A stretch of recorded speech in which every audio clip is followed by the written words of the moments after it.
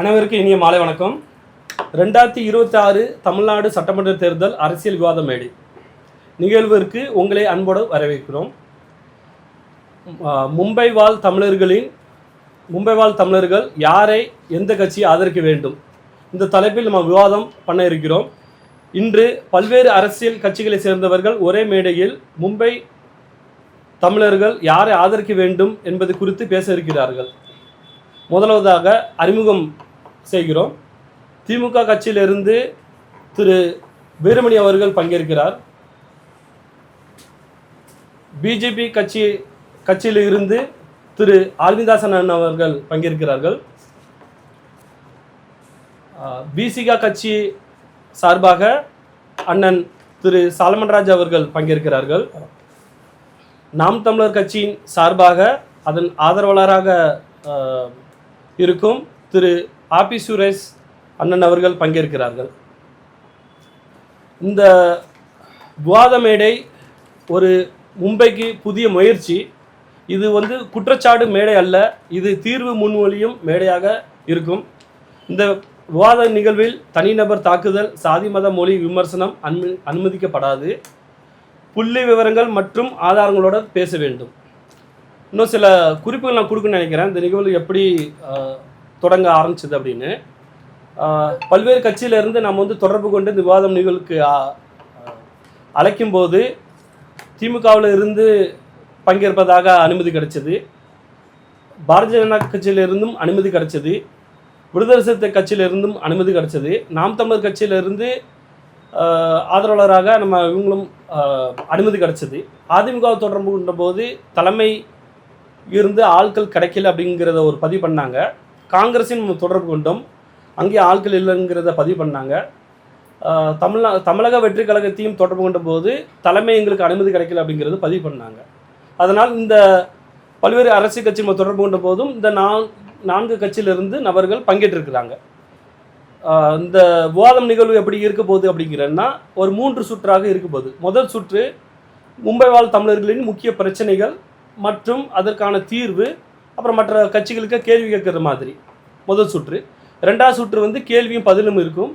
3வது சுற்று மும்பை வாழ் தமிழர்கள் கோரிக்கைகள் யார் ஆட்சிக்கு வந்தால், நாங்கள் ஆட்சிக்கு வந்தால் அந்த கோரிக்கையை நாங்கள் நிறைவேற்றுவோம் அப்படிங்கிறத பதில 3வது சுற்றத்தில் அந்தந்த கட்சியை சார்ந்தவர்கள் பதிலளிப்பார்கள். இப்போ நாம் முதல் சுற்று நம்ம தொடங்கலான்னு இருக்கிறோம். மும்பை வாழ் தமிழர்களின் முக்கிய கோரிக்கைகள் மற்றும் தீர்வுகள், மற்ற கட்சிகள் குறித்து கேள்வி கேட்கலாம். முதலாவதாக திரு வீரமணி அவர்களே பேச அழைக்கிறோம். திமுக கட்சியை சார்ந்த திரு வீரமணி அவர்களே பேச அழைக்கிறோம். அனைவருக்கும் வணக்கம். திராவிட முன்னேற்ற கழகத்தின் சார்பில் மும்பை வாழ் தமிழர்களுக்காக இந்த விவாத மேடையில் முதலில் என்னை அழைத்தமளிக்கு நடுவர் அவர்களுக்கு நன்றி. ஏறக்குறைய நான் ஒரு 15 ஆண்டுகாலமாக இந்த மும்பையில் வசித்து வருகிறேன். இங்கே பிறந்து வளர்ந்தவர்கள் எல்லாம் லட்ச மக்கள் இருக்கிறார்கள்.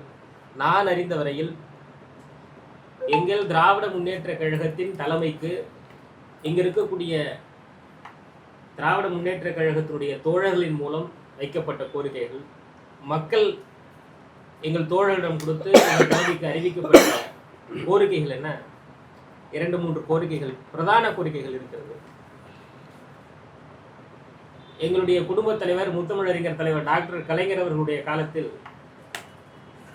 இங்கே வாழக்கூடிய தமிழர்களுக்கு, தமிழ் சமூகத்தை சார்ந்தவர்களுக்கு சாதி சான்றிதழ் வழங்க வேண்டும் என்று கூறி ஒரு மிகப்பெரிய கோரிக்கையை, அதாவது தமிழ்நாட்டில் எஸ்சி, எம்பிசி, பிசி எவ்வாறு இருக்கிறதோ அதே அடிப்படையில் இங்கேயும் அதே நிலையிலான சாதி அங்கீகார சான்றிதழ் வழங்க கோரி ஒரு கோரிக்கை இருந்தது. தலைவர் அவர்கள் அன்றைக்கே அந்த கோரிக்கையை மத்தியில் இருந்த காங்கிரசிடத்திலும் இங்கே ஆட்சியில் இருந்த ஆட்சியாளரிடத்திலும் பேசினார்கள். ஆனால் அது இன்று வரையில் நடைபெறாமல் ஒரு மிகப்பெரிய கேள்விக்குறியாகவே இருக்கிறது. ஏன் இருக்குது அது? ஏன்னா நடைமுறை சிக்கல். அதாவது தமிழ்நாட்டில் இருக்கக்கூடிய சாதிகளும் மராட்டிய மாநிலத்தில் இருக்கக்கூடிய சாதிகளும் நேர் 1-to-1 ஒப்பிடவே முடியாது. அங்கே இருக்கக்கூடிய பிற்படுத்தப்பட்ட மக்களுக்கும் இங்கே இருக்கக்கூடிய பிற்படுத்தப்பட்ட மக்களுக்குமான வாழ்வியல் முறை என்பது வேறு. எவ்வாறு பிற்படுத்தப்படுகிறார்கள் என்பதற்கான முறைகள் வேறு. அதை நிர்வாக ரீதியான சிக்கலை தீர்க்க வேண்டியது மத்திய அரசினுடைய நடவடிக்கை. மாநில அரசு பரிந்துரை செய்யலாம். நாங்கள் தீர்மானம் நிறைவேற்றி சட்டமன்றத்தில் வீரமணி அவர்களே, மும்பை வாழ் தமிழர்கள் இங்க 150 ஆண்டு காலமாக இங்க வசிக்கிறார்கள். இவர்களுக்கு தமிழ்நாட்டிலையும் சாதி சான்றிதழ் இல்லை, மும்பையிலும் இல்லை. இதனால மும்பை வாழ் தமிழர்கள் எந்த ரீதியாக பாதிக்கப்படுகிறாங்கன்னா, கல்வியிலையும் அவங்க உயர்கல்வி பெற முடியல, வேலைவாய்ப்பிலும் இடஒதுக்கீடு கிடைக்கிறது இல்லை. இவங்க ஓபிசி அதர் பேக்வர்டு கிளாஸ் அப்படிங்கிற இதில், இல்லைன்னா அதர் கேஸ்ட் அப்படிங்கிற முறையில் தான் அவங்க தொடர்ச்சியாக முயற்சிக்க வேண்டியதாக இருக்குது. இதனால் நாம் ஒரு ஐஏஎஸ் ஐபிஎஸ் உருவாக முடியல. மும்பை வாழ் தமிழர்களை நம்ம எண்ணிக்கை பார்க்கும்போது ஐஏஎஸ் ஐபிஎஸ் உருவாக முடியல. தீர்வு எப்போ கிடைக்கும்? இதற்கு தீர்வு மத்திய அரசிடம் இருக்கிறது. எங்களுடைய தலைவர் முத்துவேல் கருணாநிதி ஸ்டாலின் அவர்கள் கையெழுத்து விட்டுவிட்டால் மராட்டிய மாநிலத்தில் இன்றைக்கு சான்றிதழ் பெற முடியும் என்ற சூழல் இருந்தால் நாங்கள் இன்றைக்கு பெற்று தர தயார். சரி, திரு ஆல்விந்தாஸ் அண்ணா அவர்கள் திமுக கட்சி சார்ந்தவர் சாதி சான்றிதழ் மத்திய அரசு கையில் தான் இருக்குது, எங்கள் கையில் இல்லை அப்படிங்கிற ஒரு கருத்தை பதிவு பண்ணியிருக்கிறாரு. உங்கள் கருத்து நீங்கள் என்ன? எல்லாருக்கும் வணக்கம். அவருடைய பதிலை நான் கேட்டேன்.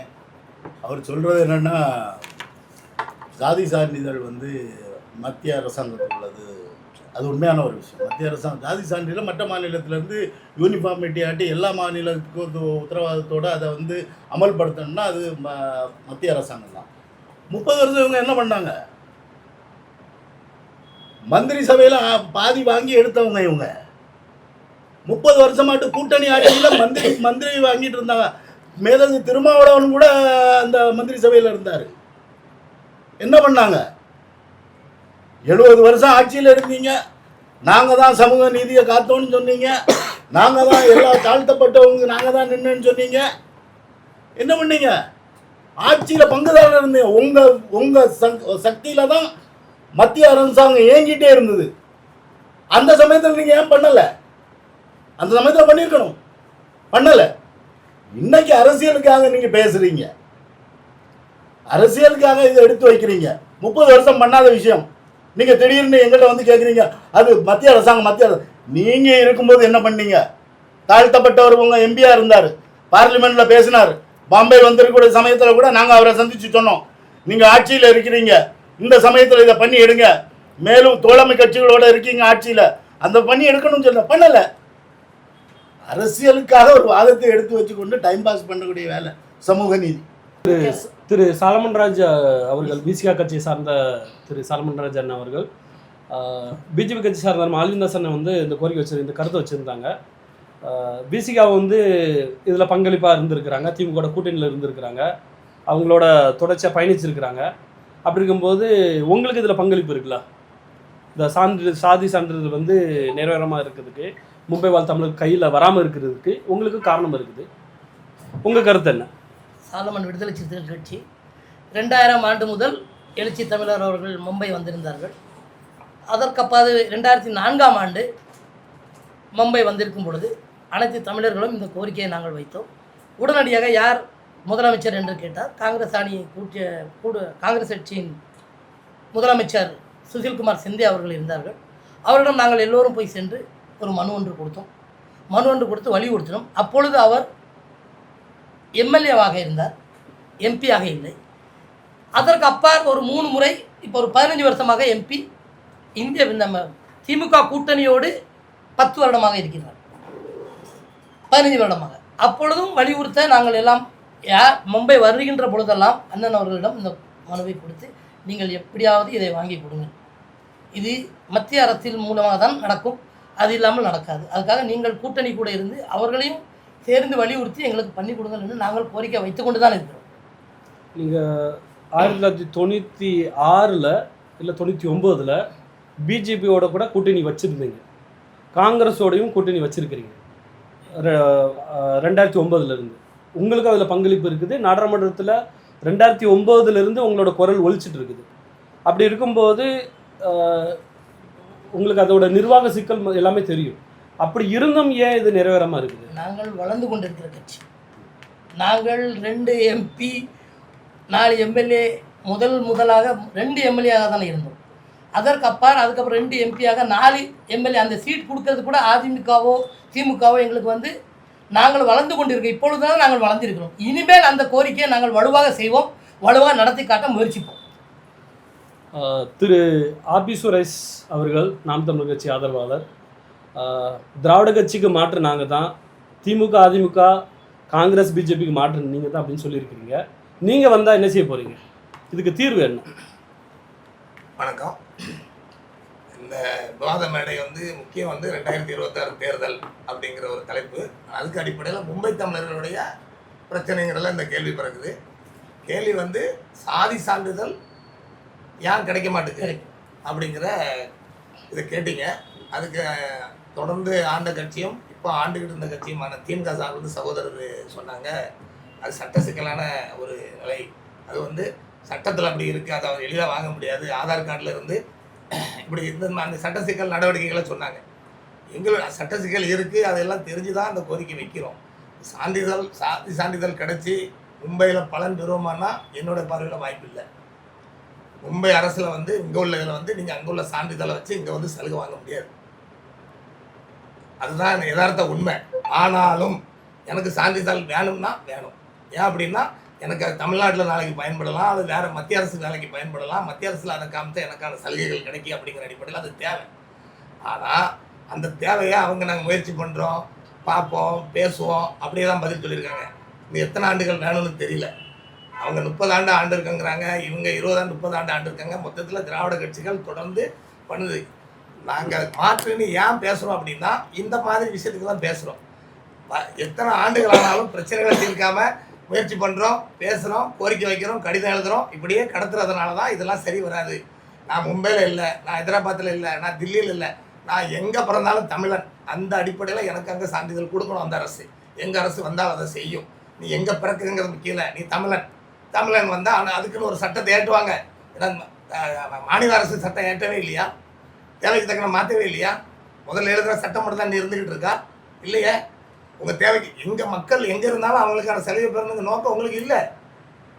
நீங்கள் அந்த சட்டத்தை காரணம் சொல்லி மத்திய அரசு காரணம் சொல்லி தள்ளி போடுறீங்க. சலுகை வேணுங்கிறது சான்றிதழ் எதுக்கு கேட்காங்க? சாதி சலுகை, சமூக நிலையை நலப்படுத்துறதுக்கு சலுகை வேணும்னு தான். அந்த சலுகை மத்திய அரசில் கண்டிப்பாக கிடைக்குங்க. மும்பை அரசில் கிடைக்கவே கிடைக்காது, ஆனால் மத்திய அரசில் கிடைக்கும். மும்பையில் படித்து மும்பை மாணவர்கள் இங்கே படித்து வேலைக்கு போகும்போது மத்திய அரசில் அது வந்து வாங்குறதுக்கு வாய்ப்பு இருக்குது நீங்கள் கொடுத்தீங்கன்னா. ஆனால் நீங்கள் கொடுக்கலங்கிறது தான் இப்போ குற்றச்சாட்டு. ஆனால் அவங்க சொல்ல காரணங்கள்லாம் ஏற்படுது இல்லவே இல்லை. முடியாது, முயற்சி பண்ணுறாரு, இன்னும் வருவோம். அண்ணன் சொல்கிறாங்க நாங்கள் இப்போ தான் வளர்ந்துக்கிட்டு இருக்கோம், என்றைக்கு வளர்ந்து என்றைக்கு எங்களுக்கு வாங்கி தரேன். நீங்கள் கூட்டணி வச்சிருக்க கட்சியில் பேசணும், சண்டை போடணும் எங்களுக்காக, நம்மளுக்காக. அதை செய்ய மாட்டேங்கிறீங்களா? நீங்கள் ஆட்சிக்கு வரணும்னு சொல்லவே இல்லையா? என்றைக்கு நீங்கள் ஆட்சிக்கு வந்து எங்களுக்கு மாற்றி கொடுப்பீங்க? நாங்கள் தான் சொல்லியிருக்கோம் ஆட்சிக்கு வந்தால் எதுவும் பண்ணுவேன்னு. நீங்கள் கூட்டணி தானே வச்சுக்கிட்டு இருக்கீங்க. அப்புறம் நீங்கள் என்றைக்கு எவ்வளோ வளர்ந்தாலுமே நீங்கள் கூட்டணி தான் இருப்பீங்க. அந்த அரசு என்ன சொல்கிறதோ அதை நீங்கள் கேட்டு இருந்துக்கிட்டு இருக்கீங்க. நம்ம தமிழ்நாட்டு தமிழர்கள் மும்பையில் வாழ்கிறாங்கன்னா அவங்களோட பிரச்சனை சாதி சான்றிதழ் தான் எல்லா பிரச்சனையும்னா இல்லை. இருந்தாலும் தரது எனக்கு ஏன் நான் பம்பாய்க்கு வந்ததுனால நான் குற்றவாளியா? ஏன் அந்த அரசு என்னை தமிழனை பார்த்து அதுக்கான சட்ட சிக்கலை சரி பண்ணி கொடுக்க மாட்டேங்குது? கொடுக்கணும்ல, அந்த கோரிக்கை தான் வைக்கிறோம். நாங்கள் வந்தால் செய்வோம். எங்கே பிறந்தாலும் தமிழன்கிற அடிப்படையில் எங்கள் நாம் தமிழர் கட்சி அரசு செய்யும் அப்படிங்கிறது உத்தரவாதம். திரு ஆல்விந்தாசன் அவர்கள், நீங்கள் மராட்டியத்திலும் ஆள்றீங்க, மத்தியிலும் ஆள்றீங்க, இதுக்கு தீர்வு என்ன சொல்கிறாங்க? ஆக்சுவலாக இது வந்து மகாராஷ்டிரா கவர்மெண்ட் சம்மந்தப்பட்டது இல்லவே இல்லை. முதல் விஷயம், இது சம்மந்தப்பட்டது வந்து மத்திய அரசும் தமிழ்நாடு அரசும் சம்மந்தப்பட்டது. இதுலேயும் முக்கியமான பங்குன்னு சொல்ல போனால் தமிழ்நாடு அரசு தான் அதுக்குள்ள முக்கிய காரணம். அதாவது இந்த ஒரு பிரச்சனைக்கு வந்து பெரிய அடித்தளவும் பெரிய சக்தி ஆட்டு வேலை செய்யணும்னா அது தமிழ்நாடு அரசு மட்டுமால தான் முடியும். எந்த ஒரு மாநிலம் சார்ந்த மக்களுக்கு வந்து அந்த மாநில அரசு தான் சரியான குரல் கொடுப்பாங்க. அந்த குரலில் தான் மத்திய அரசு வந்து அது இயங்கி அது நடத்தணும். அது இன்னும் சரியாக செய்யணும். இவங்க இத்தனை வருஷமாக அதை விளையாடிட்டாங்க. ஏன்னா மாநிலத்தில் இருந்த கட்சிகள் வந்து மத்தியில் கூட்டணி ஆட்சியில் அங்கே வகித்தவங்க, உங்களோட அங்கே வச்சிருக்காங்க. அந்த சமயத்தில் சொல்லாத ஆட்கள் வந்து இப்போ வந்து சொல்லி என்ன அர்த்தம்? அதாவது என்னுடைய ஒரே ஒரு பெரிய விஷயம் என்னென்னா, இதை தமிழ்நாடு அரசு இதை பெரிய லெவலில் கொண்டு வந்து பேசி மத்திய அரசுடன் கலந்து ஆலோசித்து இதுக்கு ஒரு கண்டிப்பாக தமிழ் மக்களுக்கு வந்து சாதி சான்று அங்கீகாரம் இந்தியா பூரா கிடைக்கணுங்கிறது என்னுடைய வேண்டுகோள். அது வந்து எந்த சலுகையுமோ எந்த ஒரு இதோ தமிழர்களுக்கு பெருமை சேர்க்கிற மாதிரி இந்த திராவிட கட்சிகள் நடத்தலை அப்படிங்கிறத என்னுடைய குற்றச்சாட்டு. தமிழ்நாடு பவனை பற்றி உள்ள கருத்தை நான் இன்னொரு விஷயத்தை சொல்லணும். மேகாலயா போன்ற ஒரு சின்ன ஒரு மாநிலம், நமக்கு பாதியில் கூட பாதி அளவு கூட இல்லாத மாநிலத்துக்கு மேகாலயா பவன் வாசியில் இருக்குது. அது கெட்டி குறைஞ்சது ஒரு 20 வருஷம் இருக்கும். காங்கிரஸ் ஆட்சியில் அது நடந்தது. நம்மளுடைய மும்பை எம்எல்ஏ தமிழ் எம்எல்ஏ திரு தமிழ்செல்வன் அவர்கள் இந்த பிரச்சனையை முன்னெடுத்து மகாராஷ்டிரா முதலமைச்சரிடம் பேசி, தமிழ்நாடு முதலமைச்சர் எடப்பாடி அவர்கிட்டையும் பேசி ஏகதேசம் அந்த பிரச்சனையை முடித்து கொண்டு வரக்கூடிய டைம்ல டைம்ல வந்து ஆட்சி மாறுதல் காரணத்தினால தான் இது நான் செய்யணுங்கிற ஒரு விஷயத்த வந்து ஒரு பிரச்சனையாக்கி தமிழர்களோட ஒரு மரியாதை கொலைக்கும் பண்ண அது நடந்தது. மற்றபடி தமிழ் செல்வன் எம்எல்ஏ அவருடைய சமயத்தில் வந்து ஏகதேசம் அந்த வேலையை முடிச்சாங்க. இடம் கூட லேண்ட் கூட ஐடென்டிஃபை பண்ணாங்க. தமிழ்நாடு அரசாங்கம் அதை எடப்பாடி கூட எல்லா இன்ஃபர்மேஷனும் எல்லா அப்ளிகேஷன்ஸையும் கிளியர் பண்ணி எடுத்தாங்க. ஆனால் ஆட்சி மாற்றத்தினால அந்த அந்த திட்டம் அந்த ஒரு எண்ணம் தமிழ்நாடு பெருமை நிறுத்தி வைக்கப்பட்டிருக்கிறது தான் என்னுடைய. திரு வீரமணி அவர்கள் தொடர்ந்து ஒரு 2-3 வார்த்தைகளை ஒரு விஷயங்களை அண்ணன் சொன்னாங்க. அதில் ஒன்று வந்து மும்பை வாழ் தமிழர்களுக்கு சாதி சான்றிதழ் ஏன் தேவைப்படுதுன்னா இந்த மாநிலத்தில் இருக்கக்கூடிய சலுகைகளை எங்களால் பெற முடியவில்லை என்று சொன்னார். எந்த மக்களுக்கும் யாரும் சலுகை வழங்க வேண்டாம், அந்தந்த மக்களுக்கான உரிமையை வழங்குவதற்காகத்தான் சாதி சான்றிதழ். சலுகை என்ற வார்த்தையை நாம் பயன்படுத்தக்கூடாது. உரிமைக்காகத்தான் நாம் சாதி சான்றிதழ் எடுக்கிறோமே தவிர சலுகைக்காக அல்ல. இன்னொன்று, மத்தியில் கூட்டாட்சியில் இருந்தீர்கள். அண்ணன் எழுச்சி தமிழன் அவர்கள் 15 ஆண்டு காலமாக இருந்தார்கள். திமுக 15 ஆண்டு காலம் மத்தியில் கூட்டாட்சியில் இருந்தது. பாரதிய ஜனதாவோட கூட்டாட்சியில் இருந்தது. காங்கிரஸ் பேரியக்கத்தோட கூட்டாட்சியில் இருந்தது என்றெல்லாம் கேள்வி கேட்டீர்கள். ஆமாம், இருந்தோம். எங்களால் செய்ய முடியவில்லை என்று குற்றச்சாட்டு சொல்லுகிற நீங்கள், பெரும்பான்மை ஆட்சி அமைத்த பாரதிய ஜனதா என்ன செய்தது? தமிழ்நாட்டில் அதிமுக, மத்தியிலே பாரதிய ஜனதா என்ன செய்தது? செய்திருக்கலாமே. ஒரே கையெழுத்து தானே.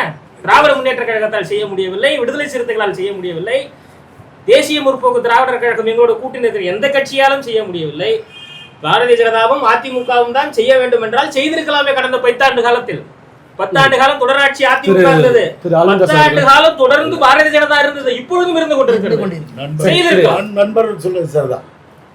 கழிந்த 12 வருடத்துல திமுக எம்பிக்கள் யாராவது ஒரு ஆள் பார்லிமெண்ட்ல இந்த இதை பேசுனாங்களா? இந்த கோரிக்கை வைக்கப்படும். சும்மா தேவையில்லாம போட்டு நீங்க ஏன் பண்ணல. திருப்பியும் சொல்றது என்னன்னா, இது ஒரு இனம், மொழி, மாநிலம் சார்ந்த பிரச்சனை. அந்த மாநிலம் தான் எழுப்பி நின்று கேட்கணும். 12 வருஷங்களாட்டு ஒரு எம்பி பேசல. தமிழ்நாட்டில் 30 நமதே 40 நமதேன்னு ஸ்லோகன் சொல்றீங்க. ஒரு எம்பி பேசல. ஏன் பேசல?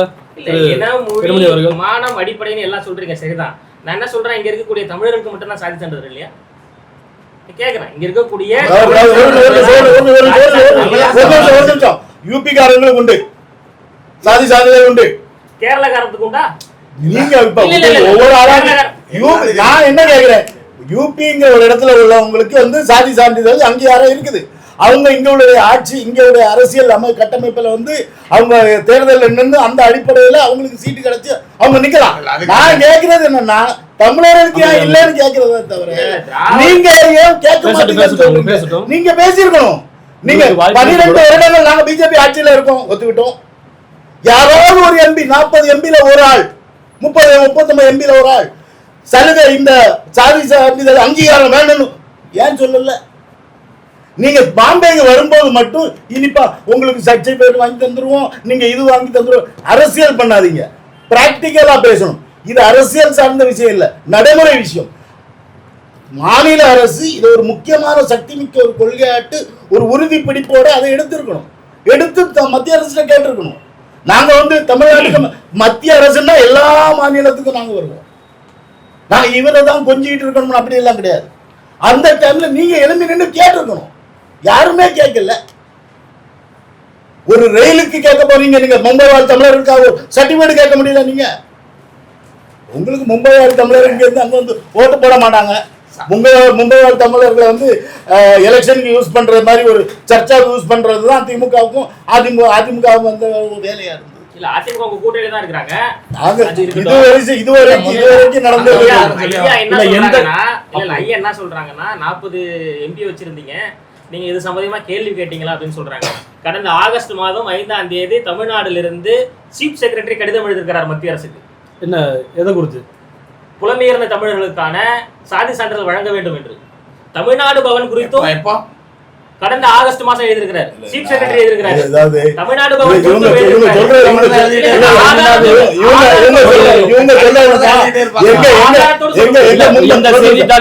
மும்பை எம்எல்ஏ லெட்டர் எழுதியிருக்காரு. ஒரு பெரிய முக்கியமான ஒரு விஷயத்தை பண்ணணும்னா ஸ்டாலின் அவர்கள் டெல்லியில போய் மோடிஜியை பார்க்கும்போது ஒரு தடவை சொல்லியிருக்கலாமே. இல்ல உங்க எம்பி அதிகாரப்பூர்வம் பார்லிமெண்ட்ல ஏனுங்கிறது வந்து அது ரெக்கார்ட்ல வரக்கூடிய விஷயம். இல்ல பார்லிமெண்ட்ல மோடிஜியை பார்க்கும்போது கேட்டுக்கலாம்னு சொல்றாரு. நாங்க கேட்ட கல்விக்கான நிதியே நீங்க கொடுக்கல, நீங்க எப்படி கல்வி நிதி ஒரு பச்சில பள்ளிக்கான நிதியவே நீங்க தரலன்னு சொல்றாங்க. அதே மாதிரி தரலன்னு அது தவறானது. நான் உங்களை திருப்பியும் சொல்றேன், கல்விக்கான நிதி கொடுக்கல. நானும் சொல்றேன் கொடுக்கல. அதுக்கு ஒரு வரைமுறை உண்டு. நேஷனல் எஜுகேஷன் பாலிசியோட வரைமுறைகளை நீங்க ஒத்துக்கிட்டாதான் நாங்க தருவோம். நீங்க ஏன் ஏத்துக்கிட்டு தருவது இது அடவழித்தனம். நீங்க ஏன் நேஷனல் எஜுகேஷன் பாலிசின்னு ஒரு பாலிசி வச்சு எல்லா மாநிலத்துக்கும் கொடுக்கக்கூடிய வரைமுறையில தான் தமிழ்நாட்டுக்கு நாங்க காசு கொடுக்கிறோம். அதை நீங்க ஒத்துக்கிட மாட்டீங்க. நாங்க இப்படிதான் பண்ணுவோம்னு சொல்லும்போது நாங்க வரைமுறைப்படி சட்டத்திட்டத்தின்படி தர முடியாது. அதான் நீங்க வந்து இது வந்து திணிப்பால இருக்குது. நேஷனல் எஜுகேஷன் பாலிசி ஏத்துக்கிட்டா தான் கொடுக்கறது ஒரு திணிப்பா தானே இருக்குது. நீங்க இப்ப நான் உங்ககிட்ட ஒண்ணு சொல்றேன், திணிப்புன்னு சொல்றீங்க. ஒண்ணு ஏத்துக்கிட்டா நீங்க ஒரு விஷயம் சொல்லுங்க, எங்க போய் திணிச்சோம்? சொல்றீங்களா? இது கொண்டு வந்தாதான் நாங்க நேஷனல் எஜுகேஷன் பாலிசி நீங்க உங்களுடைய விஷயம். நீங்க நீதி கொடுப்பேன்னு சொல்றீங்க. நீங்க வந்து உங்க மாநில அரசியல் பண்ண முடியும், நாங்க வந்து தேசிய அரசியல் பண்றோம். எங்களுக்கு எல்லா மாநிலமும் ஒண்ணு. அப்ப அதுக்கு வர அந்த ஒரு சட்டத்திட்டத்துக்குள்ளதான் நாங்க ஒரு கொள்கையோ ஒரு திட்டத்தையோ கொண்டு வருவோம். அது எல்லா இதுக்கும் கொண்டு வரும்போது உங்களுக்காக தனிப்பட்டு தர முடியாது. தேசிய அரசியல் பண்ணக்கூடிய நீங்க தமிழ்நாட்டில் இருக்கக்கூடிய இந்தியாவில் இருக்கக்கூடிய அத்தனை மாநிலத்திற்கும் பொதுவான அரசா இருக்கு. தேசியம்னால என்னது? எல்லா மாநிலங்களும் உள்ளடக்கியது தேசியம். நாங்க எல்லாரும் ஒத்துக்கிட்டாங்க, அவங்களுக்கு நாங்க நிதி கொடுக்கிறோம். ஒத்துக்கிட்டா அந்த வரைமுறையை ஒத்துக்கிட்டா எல்லா மாநிலத்துக்கும் நிதி கொடுக்கிறோம். எல்லா மாநிலம் இந்தியை ஏற்றுக்கொள்ள வேண்டும். மற்ற மாநில மொழிகள்லாம் யாரும் ஏற்றுக்க மாட்டீங்கன்னா அது என்ன அர்த்தம்? இந்திய அங்கீகரிக்கப்பட்ட மொழிகள் அனைத்தையும் ஏற்றுக்கொள்ளணும் இல்லைங்களா? அதுதானே இந்திய ராஜ்யத்துடைய கொள்கையா இருக்க முடியும். அதாவது மற்ற மாநிலங்கள் எல்லாம் ஓகேன்னு சொல்லி நடந்துட்டு இருக்கு. தமிழ்நாடு மட்டும் ஏதாவது இரண்டாவதம் பண்ணி மொழி அரசியல் பண்ணணும்னா திமுகங்கிற ஒரு கட்சியா மொழி அரசியல். சரி, ஒரு நிமிஷம் கேளுங்க. சகோதரர் சொன்னாரு இது உரிமை சலுகைன்னு. அந்த உரிமையில தாங்க சலுகையே வருது. நீங்க வந்து சமத்துவம் பேசுறீங்க, சலுகை வேறு உரிமை வேறு. நீங்க எந்த அடிப்படையில ஜாதி அடிப்படையில சலுகை கொடுக்கறீங்க? அதாவது சலுகை எப்படி கொடுக்கறீங்க? நான் உங்களுக்கு சொல்றேன். சொல்லுங்க. அண்ணன் சீமான் அவர்கள் தமிழ்நாட்டில் செய்வது உரிமை அரசியல். அண்ணன் சீமான் அவர்கள் மராட்டிய மாநிலத்திற்கு வந்து அண்ணன் கேப்டன் அவர்களுக்காக வாக்கு சேரிப்பது சலுகை அரசியல். உங்களுக்கு உரிமை அரசியல் வேணுமா சலுகை அரசியல் வேணுமா முடிவு பண்ணிக்கங்க. நான் கேளுங்க, பேச்ச மடமாத்த கூடாது. மடைமாத்த உரிமைக்கும் சலுகைக்குமான ஜாதி சான்றிதழ் ஏன் தேவைப்படுது? ஜாதி சான்றிதழ் அரசு வரமுறைப்படுத்திருக்கு. அரசு வரமுறைப்படுத்திருக்கு. இந்தந்த ஜாதிக்கு இந்தந்த சலுகைன்னு சொல்லி இருக்கு. ஐயா இந்த ஜாதிக்கு இந்த சலுகை இல்ல. பட்டியல் சமூகத்துக்கு சலுகை யாரு கொடுக்கறா? இந்த சலுகை இல்ல. பட்டியல் சமூகத்துக்கு சலுகைக்கு யாரு பொறுப்பு? என்ன சொல்றீங்க நீங்க? இந்த ஜாதிக்கு இந்த சலுகையே எனக்கு புரியல. அதாங்க சாதி அடிப்படையில் பேசுறீங்க. எப்படி பிரிச்சிருக்கீங்க? சாதி எப்படி பிரிச்சிருக்காங்க? சாதி யாரு பிரிச்சது? எம்பி சாதி யாரு பிரித்தது? யாருங்கிறது கேள்வி ரெண்டாவது வருவோம். நீங்க ஜாதியே பேச ரொம்ப நல்லா யாரு பிரிச்சது கேளுங்க. அப்புறம் எப்படி பிரிச்சீங்க? ஜாதி பேசாத ரொம்ப ஜாதி பார்த்தா சீட்டு கொடுப்பீங்க. அத பத்தி நீங்க ஜாதி பேசாதன்னு சொல்லாதீங்க. பார்த்து சீட்டு அது பிரச்சனை இல்ல. இப்ப பிரச்சனை அது கிடையாது. நீங்க சலுகைன்னு சொல்றது உரிமை அந்த ரெண்டு சொல்றீங்களா? சலுகை எங்களுக்கு உரிமைக்கும் வித்தியாசம் இருக்கிறது. உரிமை வேணும், சலுகை வேணும். அதுக்காக எங்க உரிமையானது உரிமை தான் கேக்குறோம். நீங்க அத வார்த்தையில அண்ணன் சீமான் மாதிரியே பேசுறீங்க. அது யார பத்தி அந்த கட்சி சார்ந்த பேசுவாங்க. வித்தியாசம் இருக்கிறது. நீங்க எனக்கு நான் பட்டியலினத்துல பிறந்த எனக்கு நான் பட்டியலினத்தான ஜாதி சான்றிதழ் இருந்தா எனக்கான சலுகை கிடைக்கும். அதாவது அதுக்கு தானே கேக்குறோம். ஐயா நானும் அதே ஆதிராவிட சமூகத்தில் பிறந்தவன் தான். யார் எங்க பிறந்தாங்கிறது பிரச்சனை நம்ம சான்றிதழ் ஏன் வேணுங்கிறதுக்கு தான் பிரச்சனை. அதாவது இந்த சமயத்துல பிறந்த சான்றிதழ் எனக்கு அரசாங்க சலுகை கிடைக்கும். நீங்க ஏதோ சட்டசபை மாதிரி பிரிச்சு பேசுறது ஒண்ணுமே இல்ல. சட்டசபை மாதிரி பேசுறீங்க. பேசினா மைக் ஆஃப் பண்ணிடுவாங்க. பேச முடியாது. வேற மாதிரி எல்லாம் பேச முடியும்.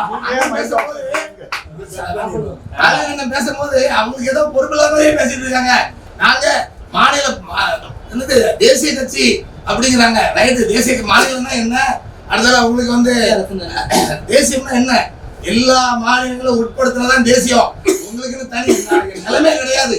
எல்லா மாநிலத்தையும் மாநிலத்துல இருந்து வரி வாங்கி தான் மத்திய அரசு நடக்குது. நீங்க தமிழ் தேசியம் பேசுறீங்க. உங்களுக்கு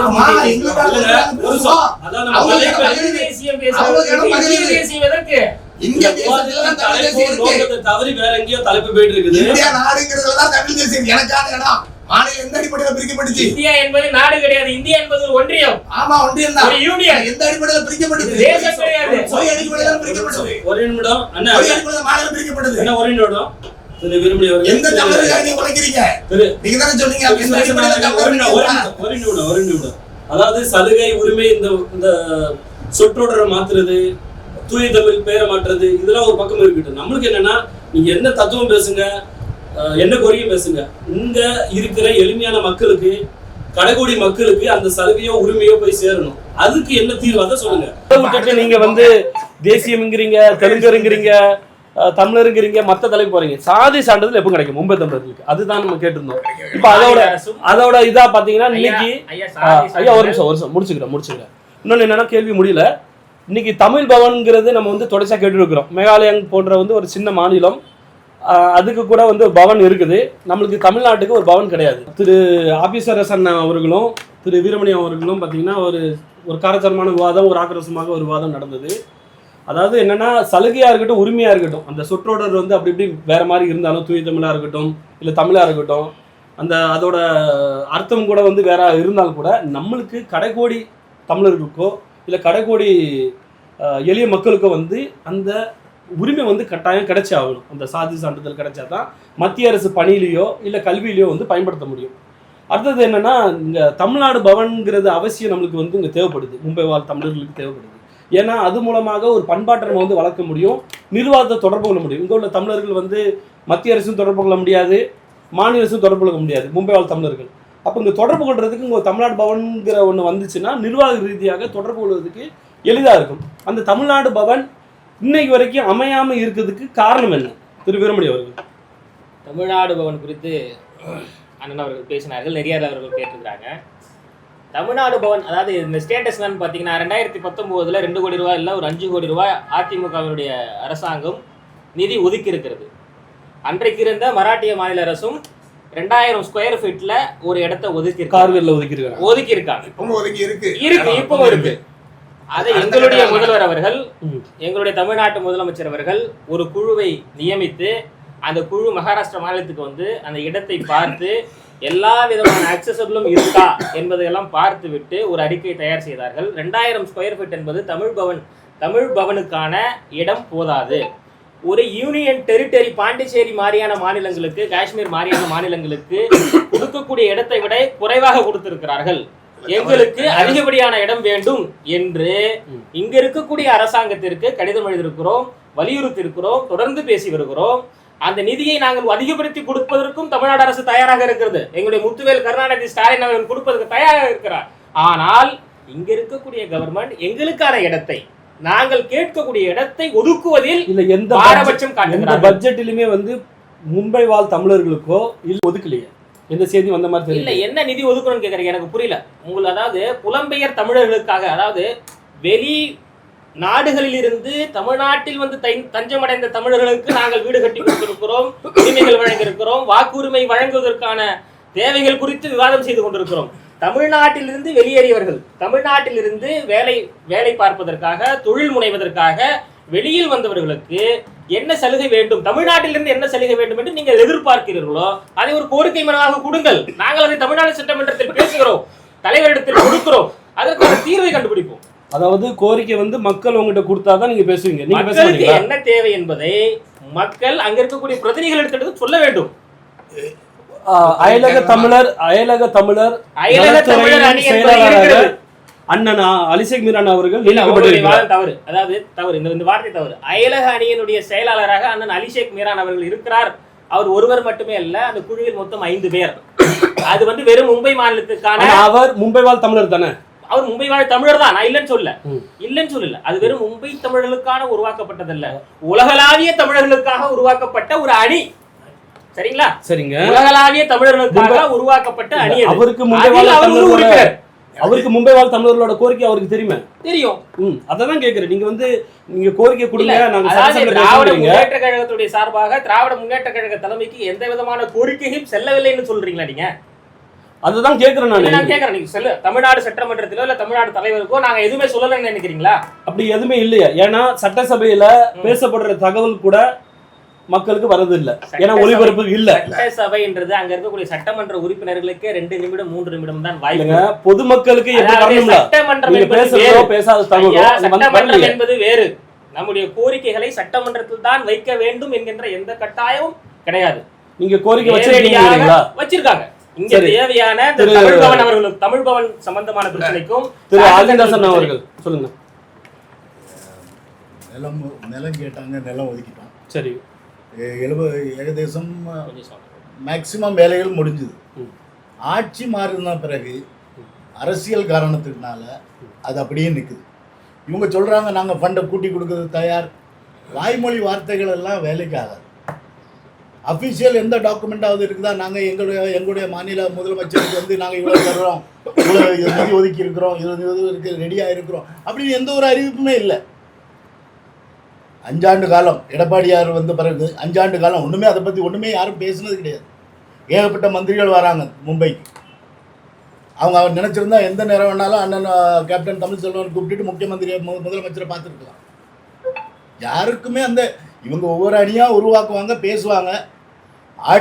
ஆட்சிக்கு மாறினா அந்த திட்டம் அப்படி கிடப்பில் போடுறது தான் வழக்கம். தமிழ்நாடு அரசியலில் ஒரு ரொம்ப பேர் மாற்றுறதுலேருந்து பழைய திட்டங்களை கிடப்பில் போடுறது தமிழ்நாட்டுக்குள்ளே தனிப்பட்ட அரசியல். அதனால தான் அந்த தமிழ்நாடு பவன் இதுவரைக்கும் ஆகாமல் இருக்கிறது என்னுடைய. ஐயா, நாங்கள் நிதியை அதிமுக ஆட்சியில் ஒதுக்குனாங்க என்பதற்காக கட்டாமல் இல்லை, நாங்கள் இடம் கொஞ்சம் ஏற்றி தான் கேட்குறோம். கொஞ்சம் கூட்டி கொடுங்க. ஒரு 2000 ஸ்கொயர் ஃபீட் எங்களுக்கு பத்தாது, எங்களுக்கான பாரம்பரியம் பெருசு, இங்கே ஒரு 20 லட்சம் 30 லட்சம் மக்கள் இருக்கிறாங்க, எங்களுக்கான இன்னும் ஒரு 1000 ஸ்கொயர் ஃபீட் 2000 ஸ்கொயர் ஃபீட் ஏற்றி கொடுங்க தான் நான் கேட்குறேன். அது கொடுக்குறது என்ன சிக்கல்? 2000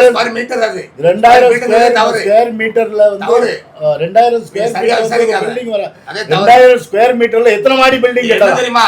இதுக்கு நான் பதில் சொல்றேன், எனக்கு தெரிஞ்சது சொல்றேன். சொல்லுங்க. இங்க வேணுங்கிறதுக்கு எல்லாருக்கும் நோக்கம் இருக்கு, எல்லா கட்சிக்கும் இருக்கு. ஆனா யார் கொண்டு வந்தாலும் பேர் வேணுங்கிறதா இங்க பிரச்சனை. அதுதான் பெரிய சிக்கலாக இருக்கு. திராவிட முன்னேற்ற கழகத்திலிருந்து வந்தாலும் அண்ணா திராவிட முன்னேற்ற கழகத்தில் 5 கோடி ரூபாய் ஒதுக்கினார்கள் என்று நான் சொன்னேன் இல்லையா? எங்களுக்கு என்ன பேர் இருக்கு? ஒதுக்கினதானே ஒதுக்குறேன்னு சொல்றீங்க. என்ன எங்களுக்கு இருக்கு? என்ன நடக்கும்? கண்ணு முன்னால பாத்துட்டு உள்ளபடி தானே சொல்றோம். கண்ணு முன்னால பாத்துட்டு இருக்கோம். அவங்க இடம் நீங்க சொல்ற தவறு. 2000 ஸ்கொயர் ஃபீட்டுங்கிற தவறு.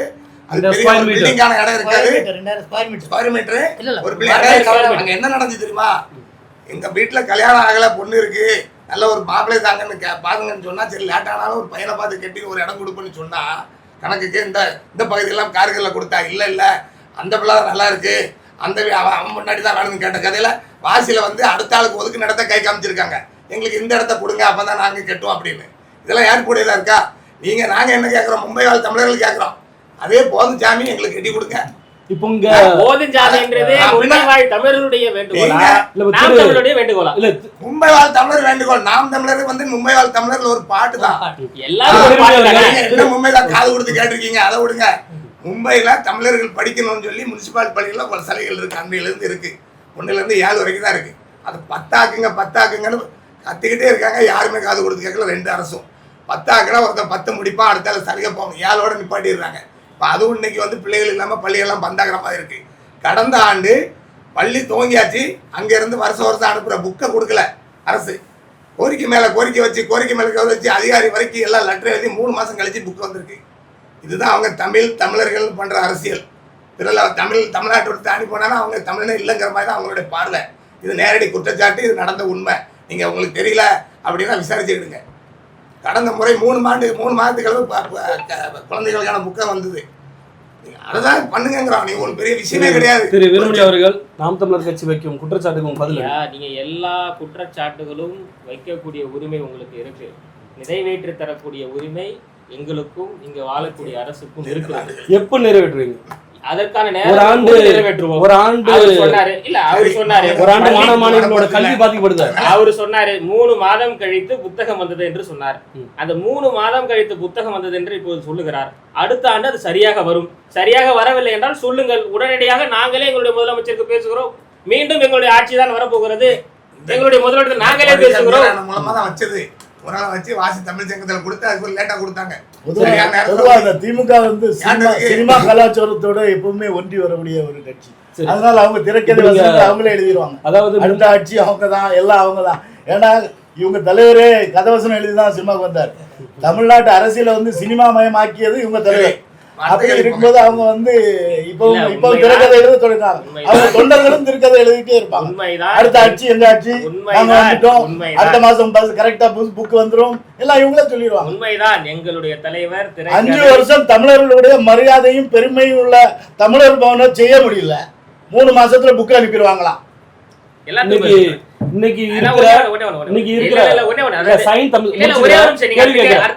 ஒரே ஒரு நிமிஷம் அண்ணா சொன்னது, எங்களுடைய தலைவர் அவர்கள் வசனம் எழுதான் வந்தார்.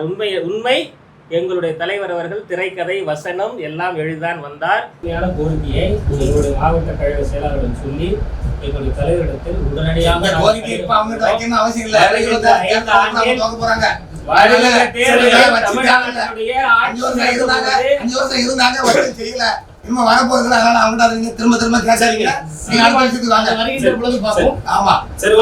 தேர்தல் பத்தி பேசுங்க. யார் வரான்னு 2026 எழுதி வைத்துக் கொள்ளுங்கள். நாதா ஆண்டவரே என்ற தமிழை வணக்கம் என்று சொல்லி தமிழ்நாட்டில் புரட்சியை ஏற்படுத்தியது திரைப்படம் மூலமாக திராவிட முன்னேற்ற கழகம் தலைவர் கலைஞர் அவர்கள் தான். அரசியலை கலைஞர் அவர்கள் தான். வசனம் எழுதுறது கலைஞர் வந்து வசனம் எழுதுறது பெரிய அவரு கண்டுபிடிச்ச மாதிரி கொண்டு வரீங்க.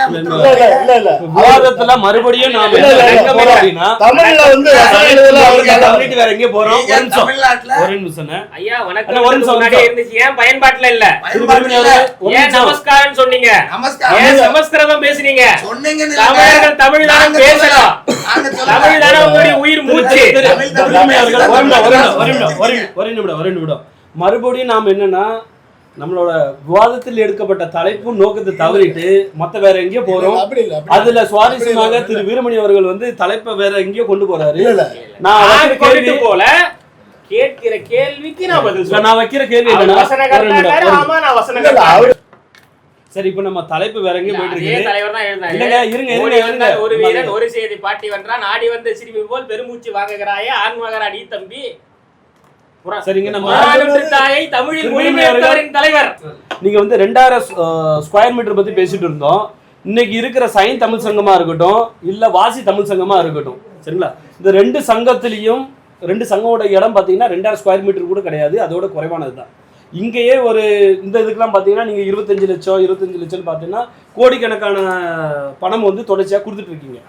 அதாவது அது தனிப்பட்ட ரீதியாக இருக்கிற ஒரு சங்கமாக இருக்குது. இதே இது தமிழ் பவன் அந்த 2000 ஸ்கொயர் மீட்டர்லயே வந்தாலும் கூட இந்த பயன் அடைஞ்சிருப்பாங்களே, அதை கொண்டு வர்றதுக்கு பாருங்க. நீங்க வந்து எனக்கு மும்பை வந்து இங்க மக்கள் வாழ்றதே 10க்கு 10 அடியில வாழ்ந்துட்டு இருக்காங்க, எனக்கு 20,000 ஸ்கொயர் மீட்டர் கொடுன்னா அரசாங்கம் எப்படி கொடுக்க முடியும்? அந்த சிக்கல் இருக்கும். இந்த முதன்மையான கோரிக்கையை எங்களுடைய மாவட்ட கழக செயலாளரிடம் சொல்லி எங்களுடைய தலைவரிடத்தில் உடனடியாக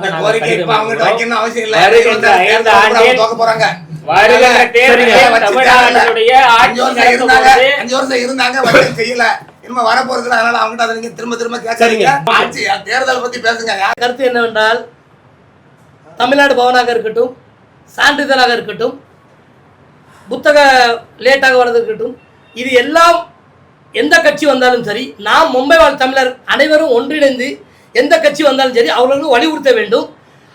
வலியுறுத்தி இந்த 3 சான்றிதழும் தமிழ்நாடு பவனும் புத்தகம் இதுவும் உடனடியாக வந்து சேர்ந்து மும்பை வாழ் தமிழர்களுக்கு பயனளிக்க வேண்டும். அதுக்கு நாம் எல்லோரும் சேர்ந்து வலியுறுத்துவோம் என்று கூறி இதை விடைபெறுகிறேன். இந்த விவாத நிகழ்வு தொடங்கப்பட்டதுக்கு உண்டான நோக்கம் வந்து அனைத்து கட்சியிலேருந்து பிரதிபலிச்சிருக்குதுங்கிறதுல ஒரு மகிழ்ச்சி எங்களுக்கு. என்ன அப்படின்னா எல்லாருமே வந்து கோரிக்கை வந்து நிறைவேற்றுறதுக்கு அனைத்து கட்சிகளும் பார்த்தீங்கன்னா இப்போ நாம் தமிழராக இருக்கட்டும், விசிகாவாக இருக்கட்டும், பாரதிய ஜனதா கட்சியாக இருக்கட்டும், இல்லை திமுக இருக்கட்டும், அதை சார்ந்த இருக்கிற கூட்டணி கட்சியாக இருக்கட்டும், எல்லாருமே வந்து அதில் வந்து நீங்கள் வந்து எல்லாரும் உடன்படுறீங்க அப்படிங்கிற போது இது மகிழ்ச்சியாகவும் நிறைவாகவும் இருக்கிறது. நன்றி.